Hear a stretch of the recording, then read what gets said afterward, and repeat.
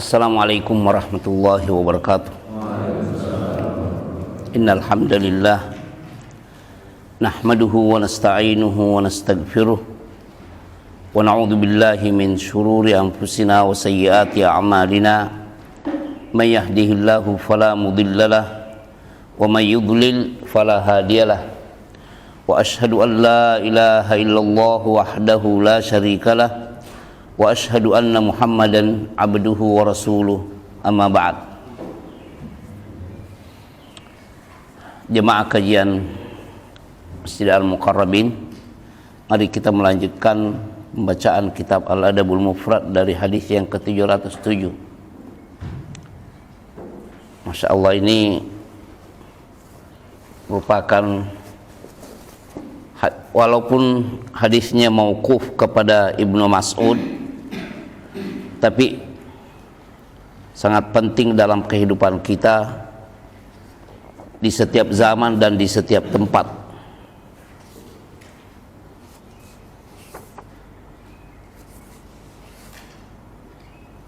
Silakan Pak. Muhammad bin Ubaid menceritakan kepada kami, dia berkata, Isa bin Yunus menceritakan kepada kami dari Al-A'mashi, dia berkata, Muhammad bin Ubaid menceritakan kepada kami, dia berkata, aku mendengar Al-Haris bin Suwaid mengatakan, Abdullah bin Mas'ud berkata, jika seseorang di antara kalian dipimpin oleh seorang pemimpin yang ditakuti akan kemulisan atau kezalimannya, maka ucapkanlah, Allahumma rabbas samawati sab'i wa rabbal arsyil 'azim, kun min zaman min fulan ibni fulan wa ahzab bihi min khalaqika an yafruqa alayya ahadun minhum aw yafruqa azajaruka wala jalasanaruka wala ilaha illa anta.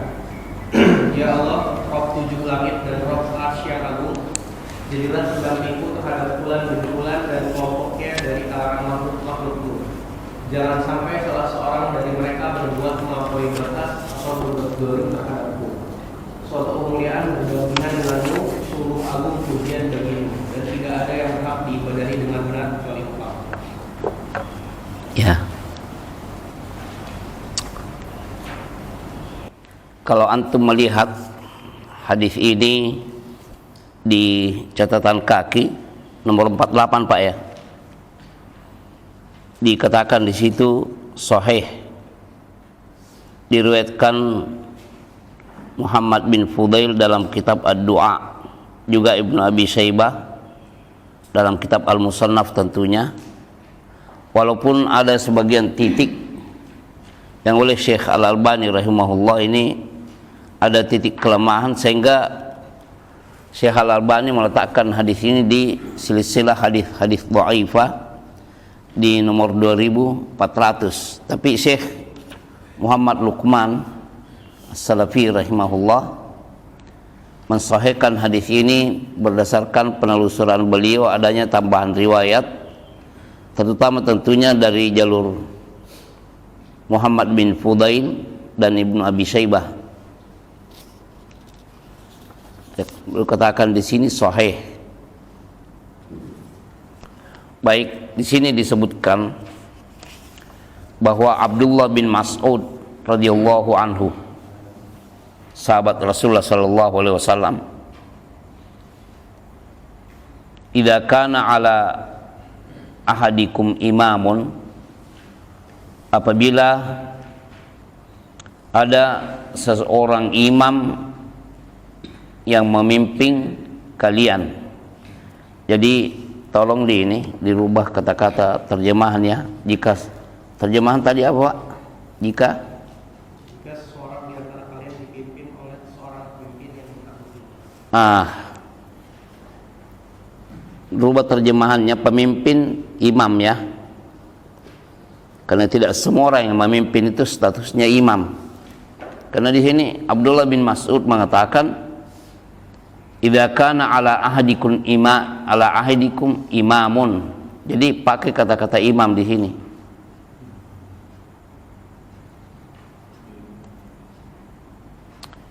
Imam yang pada dasarnya mengakui syariat Allah sebagai hukum yang harus diterapkan kepada manusia. Itu kalau dalam Al-Ahkamus Sultaniyah, imam itu sifatnya begitu. Dan semua gerak-geriknya itu memberikan pembelaan terhadap syariat. Artinya tugas utamanya adalah pembelaan terhadap syariat dan mendakwakannya. Yakhafu tagat urusahu, kalau dia yang dia takuti, ini juga dirubah ini. Jika seorang di antara kalian dipimpin oleh seorang imam yang dia takuti, jadi terubah yang ditakuti, yang dia takuti, berubah menjadi dia takuti. Dia takuti akan tagat rusahu, keburukannya ya, kejahatannya, sikap bengisnya. Nah, bagaimana? Auzulmahu, atau segala bentuk kezalimannya, hartanya, begitu juga usahanya, begitu juga dirinya disakiti.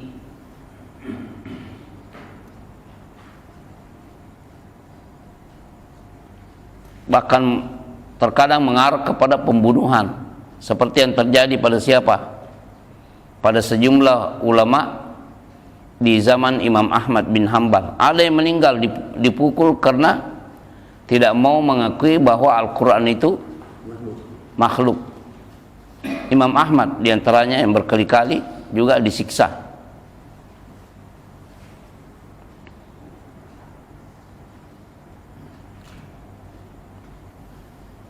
Ibnu Mas'ud mengatakan, kalau ada seperti itu seorang imam, falyakul, maka hendaknya dia berdoa, mengucapkan doa, Allahumma, apa ini Allahumma? Ya Allah, Rabbas samawati sab'i, Rabb penguasa semua lapisan langit dan yang 7, semua lapisan langit yang 7, wa Rabbal arsyil azim, dan Rabb arasy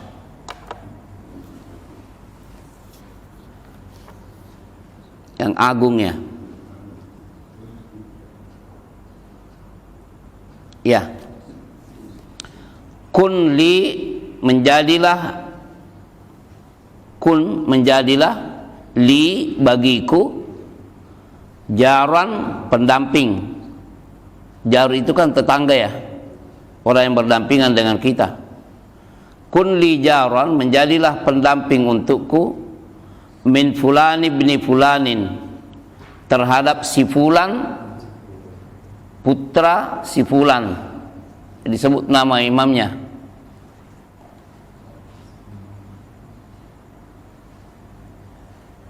Wa ahzabihi, dan semua pendukung-pendukungnya. Kan banyak penjilat kan, biasanya kalau ada yang berkuasa dengan cara bengis, itu orang-orang yang menjilat kepadanya itu diberikan kedudukan untuk melindungi kursinya, kekuasaannya. Min khalaikika, di kalangan makhlukmu.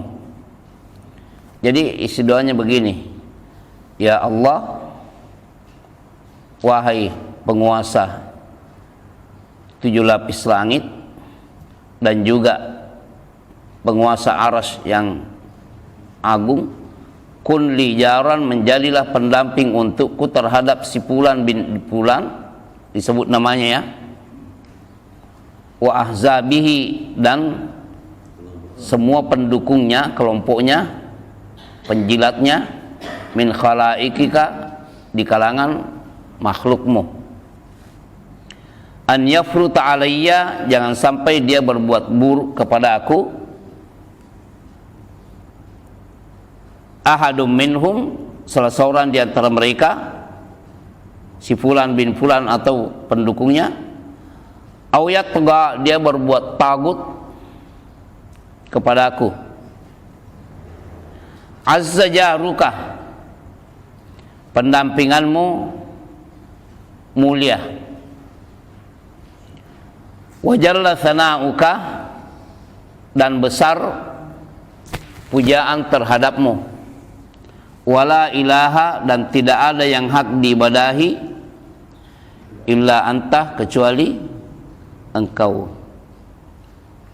Ini doa yang mauquf kepada seorang sahabat, yaitu Abdullah bin Mas'ud radhiyallahu anhu. Ya, walaupun ada perbedaan di antara para ulama dalam mensahihkannya, antara Syekh Al-Albani rahimahullah dengan Syekh Muhammad Luqman As-Salafi yang mensyarah kitab ini, namun tetap disyariatkan untuk mengucapkan hal ini jika kita berhadapan dengan seorang imam di kalangan umat manusia yang sifatnya seperti itu.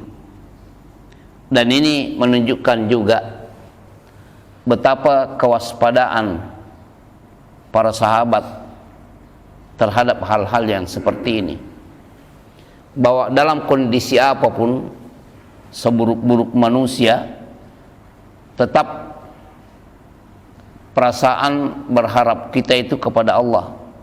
Semua yang ada di atas tanah ini ya setara dengan tanah sebagai makhluk, apapun kelebihan dan kedudukannya, tetap sebagai makhluk. Allah satu-satunya tempat kembali meminta pertolongan dan juga mengakui keharusan beribadah hanya kepadanya, mengakui keagungannya dan mengikrarkan bahwa memang tidak ada yang patut diibadahi, termasuk meminta pertolongan, kecuali hanya kepadamu.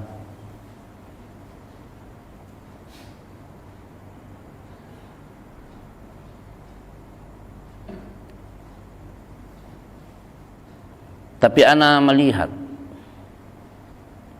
biografi sejumlah ulama di zaman kita ini, lalu membanding-banding mereka, ana menemukan satu sifat yang sangat menonjol yang tidak dimiliki oleh ulama lain pada diri seorang ulama, yaitu Syekh Abdul Aziz bin Abdullah bin Baz rahimahullahu ta'ala. Orang ini sempat menjadi rektor Universitas Islam di Madinah. Sejak menjadi rektor sudah banyak mengeluarkan fatwa. Kemudian sempat menjadi hakim juga. Saat menjadi hakim, beliau banyak mengeluarkan fatwa juga.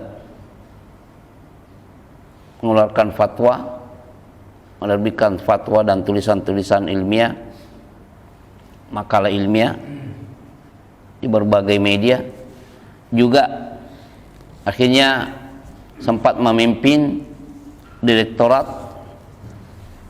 tulisan ilmiah dan juga ini al-buhuth ilmiah di Saudi. Kemudian diangkat menjadi mufti am. Mufti itu terjadi di zaman Raja Fahad bin Abdul Aziz rahimahullah. Sifat yang paling mencolok yang saya lihat pada diri Syekh Abdul Aziz bin Baz itu rahimahullah, yang saya tidak temukan pada ulama yang lainnya, baik sebelum beliau maupun yang kemudian sezaman dengan beliau dan sesudah beliau pada zaman kita ini. Apa sifat yang mencolok ini? Sifat berani beliau terhadap sejumlah kepala negara dengan ketegasan. Pertama, ketika Jamal Abdul Nasir mengeksekusi penulis kitab Fi Zilalil Quran, siapa? Aktivis Ikhwanul Muslimin, namanya Sayyid Qutb. Syekh Abdul Aziz bin Baz rahimahullah menulis surat kepada Jamal Abdul Nasir, Presiden Mesir ya, ketika sudah dieksekusi dan sudah mati. Beliau menulis surat dan menghujat, arti mengecam ya, bukan menghujat, mengecam sikap ini, dan mencantumkan ayat wa man qatala mu'minan muta'ammidan fajaza'uhu jahannam khalidan fiha. Barang siapa yang sengaja membunuh seorang mukmin, dia bunuh dengan sengaja, maka pembalasannya adalah siksaan neraka jahanam yang secara kekal. Syekh Abdul Aziz bin Baz, dia tulis kepada Jamal Abdul Nasir. Jamal Abdul Nasir. Yang kedua, ketika seorang atas agama di kedutaan Saudi di Yordania mengkonfirmasi kepada Syekh Abdul Aziz bin Baz rahimahullah bahwa Raja Hussein menolak ide para penjilatnya untuk dibangunkan satu patung besar. Patung, biasanya kan kalau ada kebiasaan di sejumlah negara itu, kalau seorang sempat memimpin negara itu dikekalkan dengan patungnya. Nah, para penjilat Raja Hussein di Yordania ya, itu mengusulkan supaya dibangunkan patung. Raja Hussein rahimahullah menolak, tidak mau dibangunkan patung.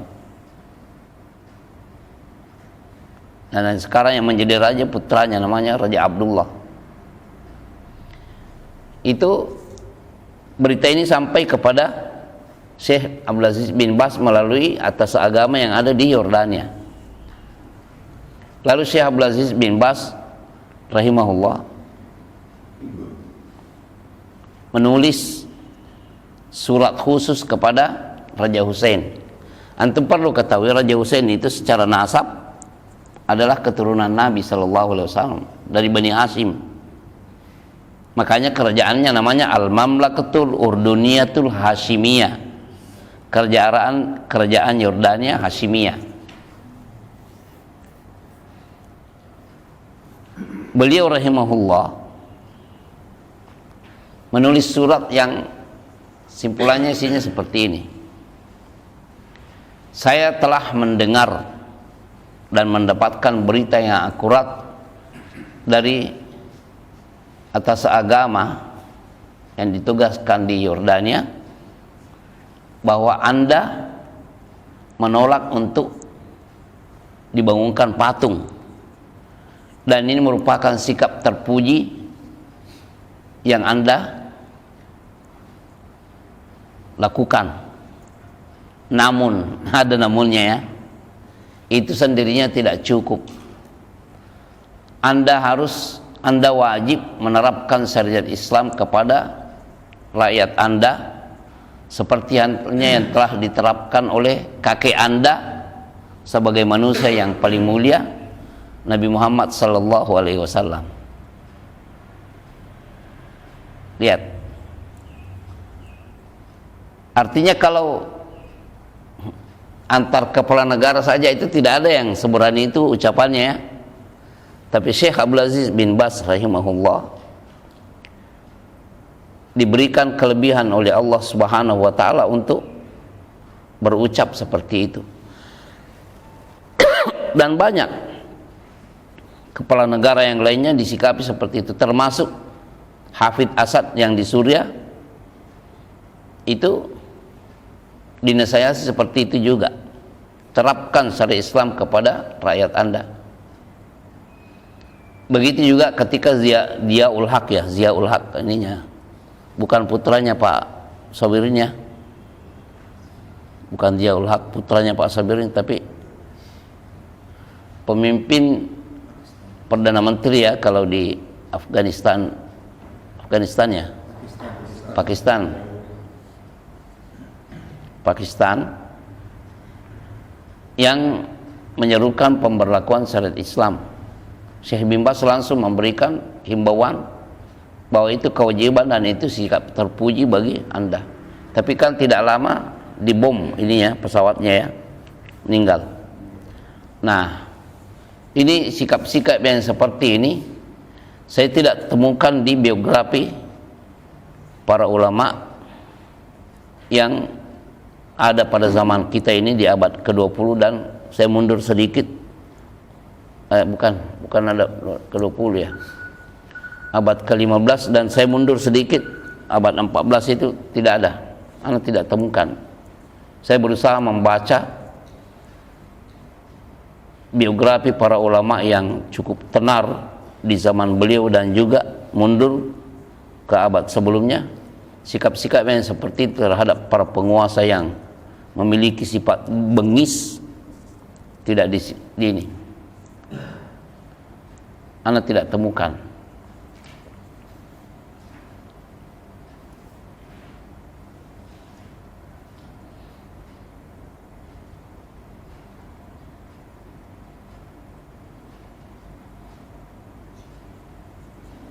Sempat ada disebutkan oleh Al-Hafidh Al-Zahabi di biografi orang-orang yang terkenal di kitab Syiar A'lamin Nubala. Sempat ana baca adanya seorang hakim, Al-Qadhi Al-Hubla namanya. Ini kejadian ini kalau posisi negaranya sekarang itu Libya. Pada akhir Ramadan, pada tanggal 29, dia dikonfirmasi oleh yang berkuasa saat itu. Saya tidak sebutkan namanya supaya tidak jadi ghibah ya. Itu mengutus utusan kepada Al-Qadhi Al-Hubla ini, mengatakan bahwa perintahkan rakyat untuk sholat id besok, Idul Fitri maksudnya. Kan baru hari ke-29 kan. Tapi dia katakan, Al-Qadhi rahimahullah mengatakan,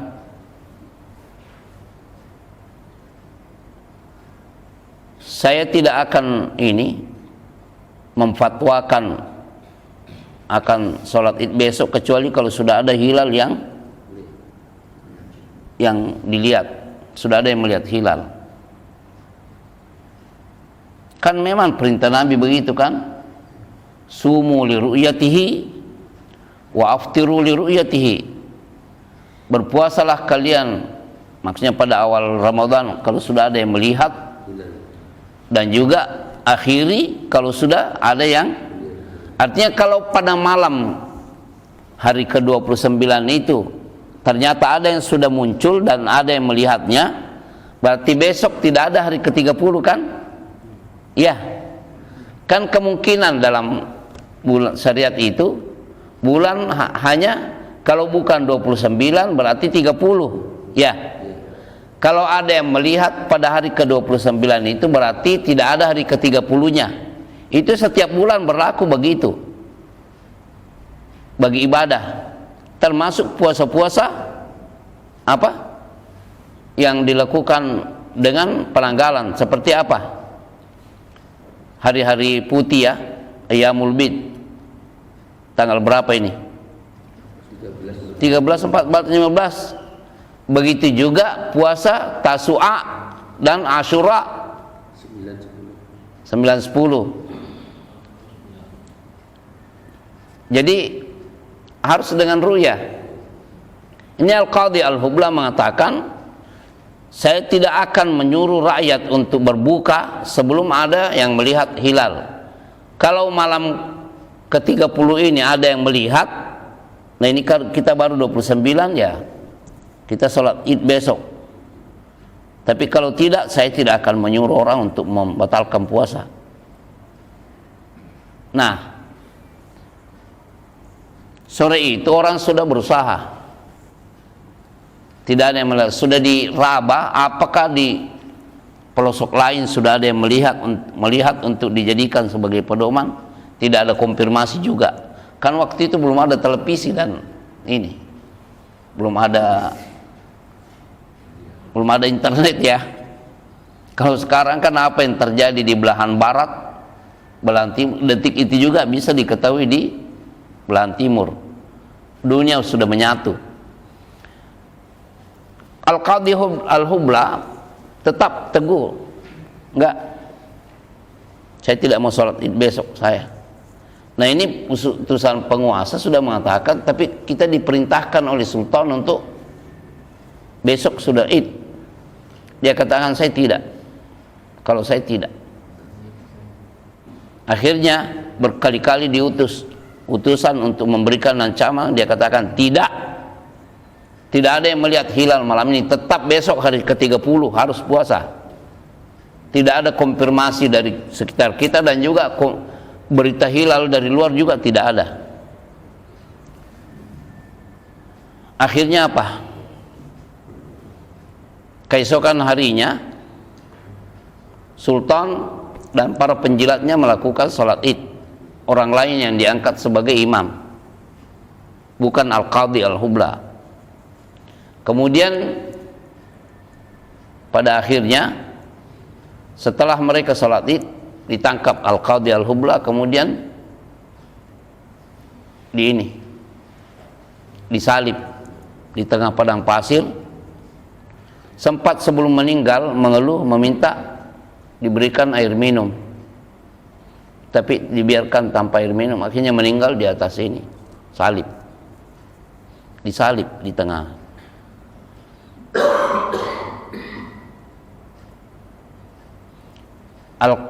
Al-Hafidh Adz-Dzahabi di akhir biografi itu mengatakan, fala'natullahi al-zalimin, semoga Allah melaknat, lihat ya, orang-orang yang berbuat zalim. Siapa yang dimaksud orang-orang yang berbuat zalim di sini? Yang mensalib. Lihat, Al-Hafidh Adz-Dzahabi ulama Ahlus Sunnah atau Ahlul Bidah? Ulama Ahlus Sunnah, murid Ibnu Taimiyah kan? Ya, jadi hal-hal yang seperti itu terjadi dalam sejarah. Banyak orang yang memunculkan keberaniannya, tapi di sini di level sahabat, Abdullah bin Mas'ud menyuruh kita untuk berdoa supaya Allah memberikan perlindungan terhadap tipe-tipe makhluk yang seperti ini. Demikian, subhanakallahumma bihamdika asyhadu an la ilaha illa ant astaghfiruka wa atubu ilaik. Assalamualaikum warahmatullahi wabarakatuh.